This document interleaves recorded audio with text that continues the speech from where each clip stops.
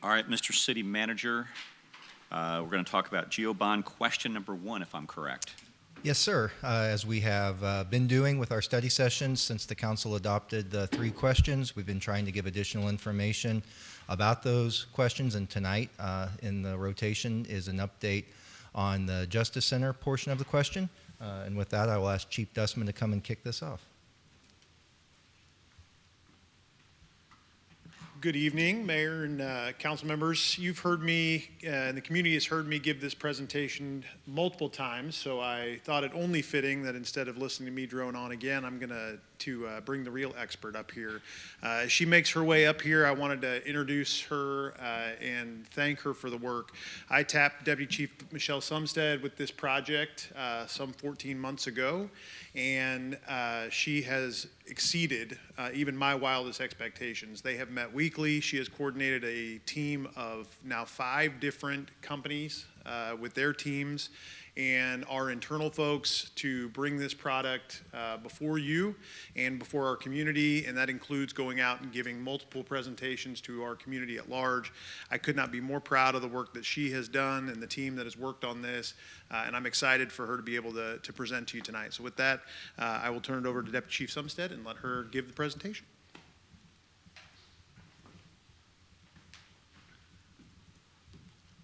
Mayor, members of the council, thank you for letting me speak tonight. If I could get Steve to actually put the presentation up there, I can probably do it by memory, but, oh, there we go. Had to go forward. All right, as you guys all are very well aware, is that we have the IndeGO Bond coming up, so we're going to give you a little bit of an update of where we're at with the Justice Center. Just as a quick reminder, question number 1, and I will give you the exact verbiage for the community. Shall the City of Independence, Missouri issue its general obligation bonds in the amount of $130 million for the purpose of acquiring, constructing, renovating, improving, and equipment public safety buildings, facilities, and grounds, including constructing, improving, and equipping a new Justice Center, demolishing existing law enforcement facilities, housing functions that will be moved to the new Justice Center, and preparing such sites for alternative uses, and acquiring, renovating, and equipping an animal control facility. I say that because I know one of the multitude of questions that we get is, how do we know that money is going to be spent on what this says, what question number 1 says? It is mandated by state, and it will be audited by the state auditor that these are the only things that can be spent with that bond money. So with that, I will move on to our building, our current building. As you can see, looking at this picture, that building doesn't look terrible. However, just like with a lot of things, you can't see what's under the cover until you go inside. So we were going to take a little bit of a trip down memory lane. I know a lot of you guys have already seen some of these pictures, but as you're all well aware, this building was opened sometime between 1972 and 1974 for approximately 100 to 150 employees. Currently, we are over about 300 employees, counting civilians. Since then, there have been a multitude of renovations done within that building to try and gain a little bit of space, which, like I said, is we are almost double what capacity is in that building. So with that expansion, it's hoping to bring everything onto one site. Currently, the top picture is our current emergency communications center. And then our K-9 building used to be the old animal control building. Over off of about Truman and 291, and then a lot of people are probably aware of the Penniston building that used to be Penniston Construction on Truman Road just to the east of here. We've also got 3 different substations, currently the Inglewood substation, the Independence Center, and Hawthorne Apartments. Part of the problem with having these buildings all spread out throughout the community is I have one of my majors, Major Mark Kelsey, who he is the major over most of the divisions that are not housed at the station. For him to have contact with the people that work for him, he has a lot of travel time throughout the week and throughout the day to be able to have meetings and to be able to talk to some of the people in his unit. Some of the issues that we have with expansions is right now our property and evidence vehicles, whether it's a vehicle used in a homicide, a fatality car crash, or anything like that, it currently has to be transported out to the K-9 facility. Our crime scene unit, to process those, have to drive out to the K-9 facility and use a very small, not really adapted for crime scene processing to be able to do all that processing. Obviously, I just talked about the coordination with the commanders, and with having buildings all throughout the city, it's hard to keep the HVAC systems, internet, and all that stuff up and running the way that it should be running. Again, all of these buildings that we're currently in are extremely old and have been used for other purposes throughout the, quite honestly, I've been here 3 decades, and I think a lot of those buildings I have seen in a multitude of different functions during that time. Talk a little bit about the need for space. Like I said, as we have grown substantially, here's going to be the first one. Property and evidence, as a lot of you I know have heard, is that there are several different crimes that we have to keep the property and evidence forever. One of those is homicides. As you know, since 1972, we have at least one homicide a year, and we still have all that property from back in the 70s and potentially the 60s, even before this building was built. And we can never get rid of that. So every year, we continue to gather more property and evidence. There are times that child abuse cases or sex crimes, those also potentially have to be held on forever.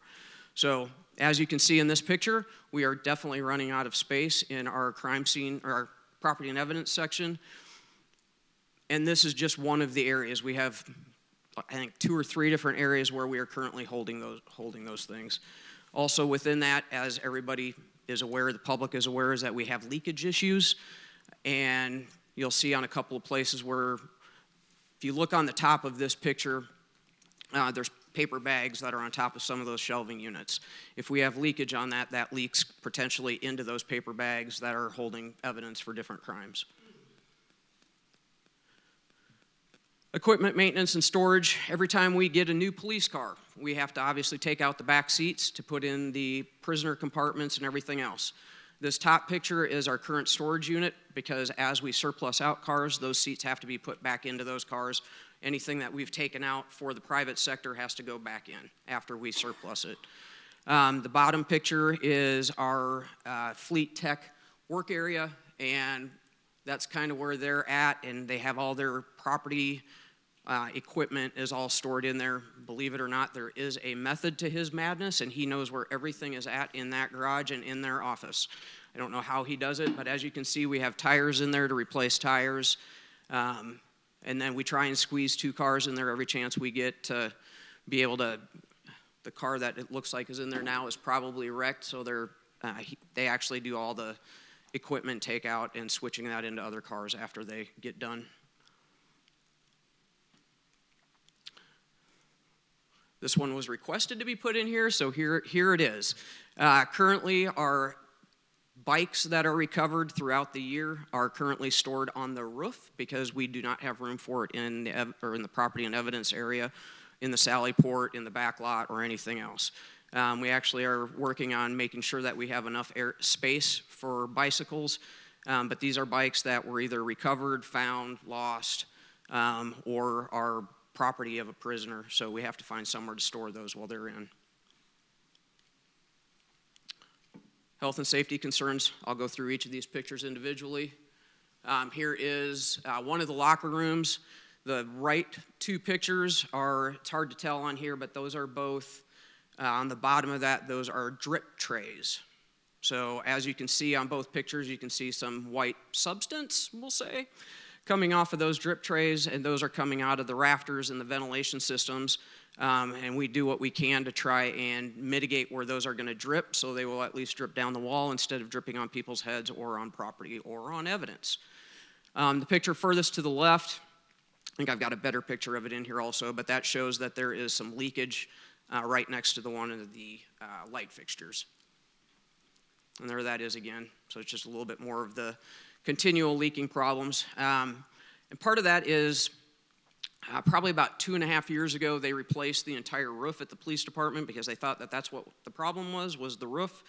We are still having those issues, even with a 2 or 3 year old roof, and we still have those leakage issues. The building, we believe, was built on a natural spring, and apparently 50 years ago, they didn't have the technology that they have now to be able to site work all of that prior to building. So even with all the work we've tried to do, we still have those problems.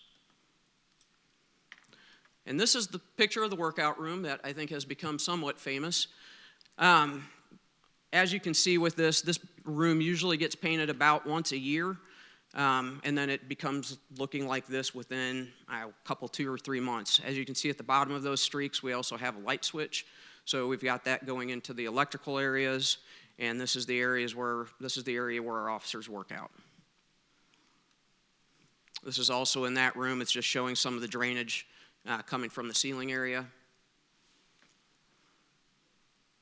This is one of the desks up in the administrative offices. What this is an undetermined, unknown substance that is coming out of the ventilation systems. Yes, that substance has been tested, and it is still undetermined as to what that is. So that major has new droppings when he comes into work pretty much every day, and so we have started a collection. And again, the property room. Couple more pictures of that. Those ceiling tiles that are missing on the top picture due to the humidity and the moisture that comes through that room, they're not able to keep any of the ceiling tiles up. So every time something new gets put up, it immediately falls down. So that's where we're at now, and that's kind of, they've got some drip trays up there as well. And those are those paper bags full of evidence. You can see the evidence tape around the top. And that's, again, right there by where the ventilation systems are and where they're potentially leaking. So,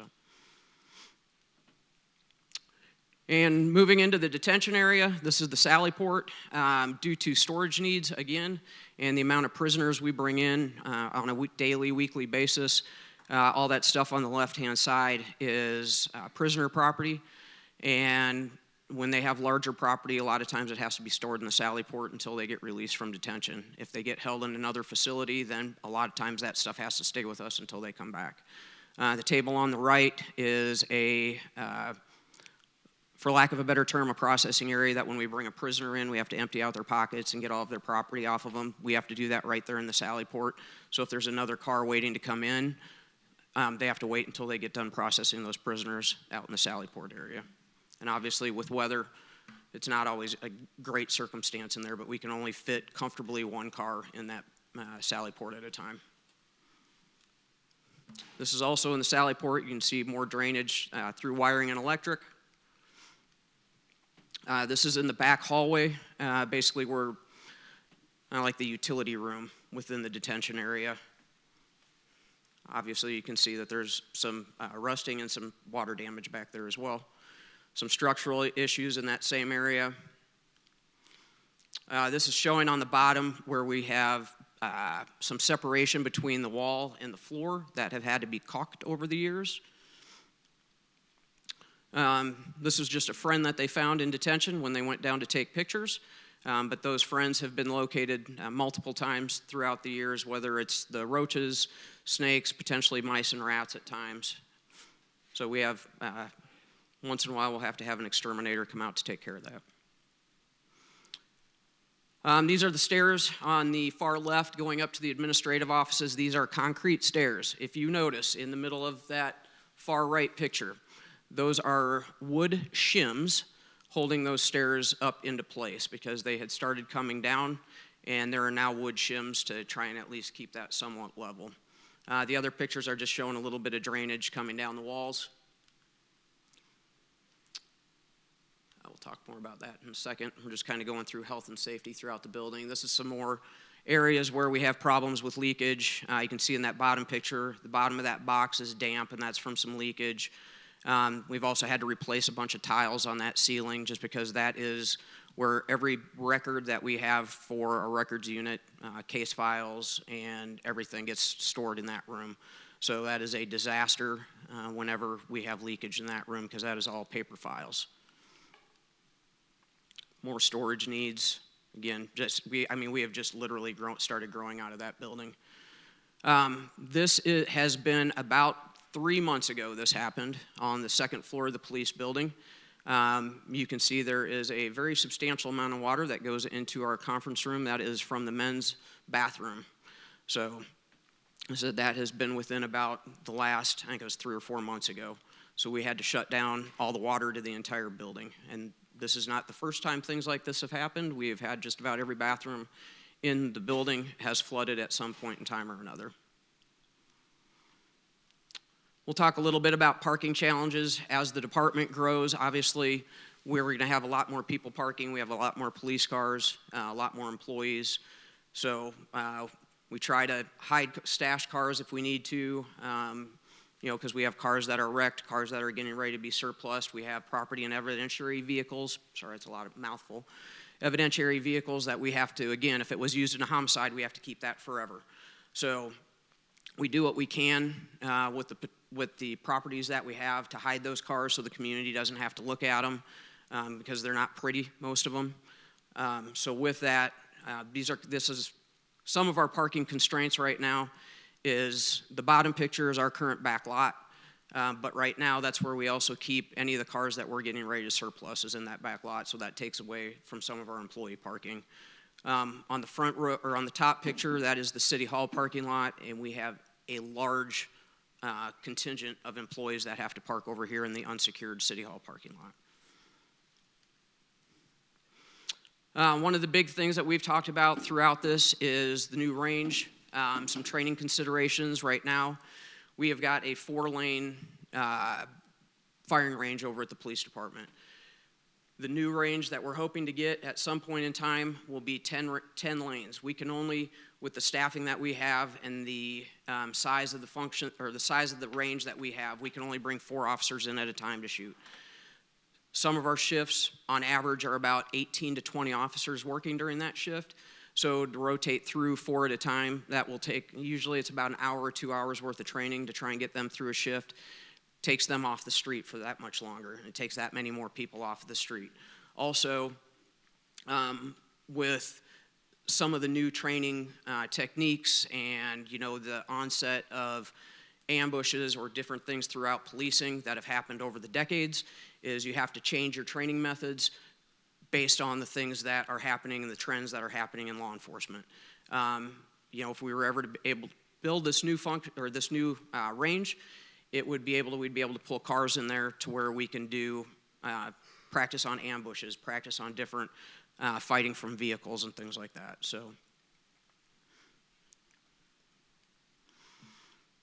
So as I've talked about and you guys have heard for, like I said, about the last 14 to 16 months, we've obviously got a lot of issues. The biggest one to me, I've been here 30 years, the biggest one to me is the fact that we are just out of room. I would love to hire more officers. I would love to do a lot of different things and have a lot of different programs for the community. And to be able to have a larger facility to bring in more officers, to be more comfortable, and to bring in more things for the community, because right now we just don't have the space. So again, we're growing, but our space is not at this point. And obviously with the trends in training, we have to have the space to be able to conduct some of the newer trends in training. So with that, I will close up and take any questions, and so you guys can get out of here tonight. Any questions? Mayor. Please proceed. The new Justice Center is really more like a campus. Am I right? It's a series of buildings. Yes, ma'am. Okay. So can you talk about how much bigger it will be compared to the building you're in now? Square feet? So it depends on which building you're talking about, because currently we are in several different buildings. Okay. So, and it also includes the municipal court, which will also move into that campus as well. Okay. Thanks. Anyone else? I just have a comment. Please. I just want to thank you for your presentation, and I want to thank you for addressing the roof, because I've had many questions about that. Why is it leaking? Didn't they just get a roof? So thank you for saying it was just a few years ago. You're welcome. Thank you, ma'am. Please proceed. Thank you again. I've heard this a couple of times. And I learn something every time, so I appreciate that. Everybody who's come on a tour of the police department universally leaves with the impression that it is unconscionable that we ask our officers to work in these kinds of conditions. People shouldn't be working in closets. They shouldn't be tripled up in an office, and they certainly shouldn't be exposed to the kinds of things that they're exposed to. Do you have thoughts about this as a recruiting tool? I do have a lot of thoughts regarding this when it comes to a recruiting tool. You know, we're one of the very few agencies that has not gotten a new police building or campus in the Kansas City metropolitan area. Do I feel like this could assist in that? As a matter of fact, I've got, just to get you guys into here a little bit. So these are kind of the what could be's. If me, as a potential new officer, walks into that building, I want to work there. You know, I don't have any say in any of that, but do I believe that a new officer would want to come and work in that building? Absolutely. You know, there is a lot of good that can happen there. I mean, that right there, that's the community view. That's what any new officer is going to see as they come into that building for us to recruit. This is going to be, you know, a first of its kind in Independence if it happens. So, like I said, with that, yes, I mean, I do have a lot of thoughts when it comes to recruiting, and I would love to recruit. I will recruit anybody that is qualified based on our qualifications to come here and work, so. And I know that we've talked about this before. You know, people are like, well, my house lasted 50 years and I wouldn't just throw it away. Can you give me an idea about how this building gets used? Yes, ma'am, that is a great question. So this building is open 24/7. We have pretty much every division is open and has some semblance there at least 10 hours a day, but patrol is there 24/7. There is somebody in that building utilizing that building, whether it's records, patrol, detention. They are all functioning all times of day and night. Your house, on average, is probably occupied 8 to 10 hours a day, and it's not going through the extreme traffic, the extreme chaos, I guess, for lack of a better term, that a police facility is going to use. I mean, there's people that are going to come and go from the front desk all day and all night. You know, so you've got your foot traffic, you've just got the general use that is happening all the time. Fantastic. Thank you very much. Yes, ma'am. Thank you. Please proceed.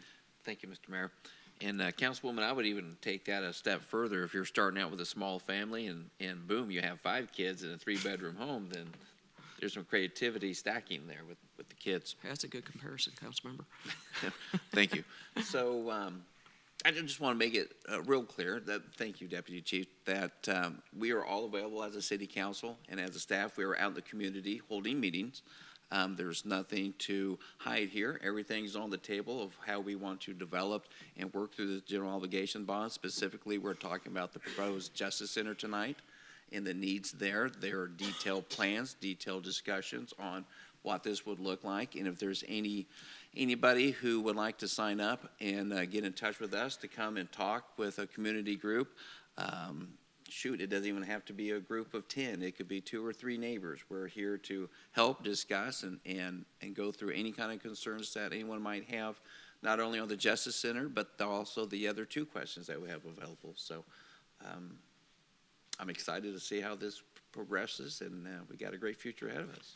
I will go one further than that, council member, and if anybody would like to come and get a tour of the police department, I am more than welcome to give those tours, and we have staff that's available to do those anytime they want. Sorry, Chief. That's even better. Okay, anyone else? I may follow on to that. Could you give us a couple of scheduled times that people could come? Will you? I'm getting the high sign from Mr. Walker there. Because if you say, oh, just call me, I'll make a tour, I am never going to call you. I'm thinking about my mom. She's never going to put you out. But if you make an opportunity, you know, she'll bring cookies and show up with all of her neighbors. So I think that may be an opportunity. Thank you. We will work on that and hopefully get something posted. Great. Anyone else? Okay. Thank you very much. Appreciate it. Thank you, Mayor. Thank you.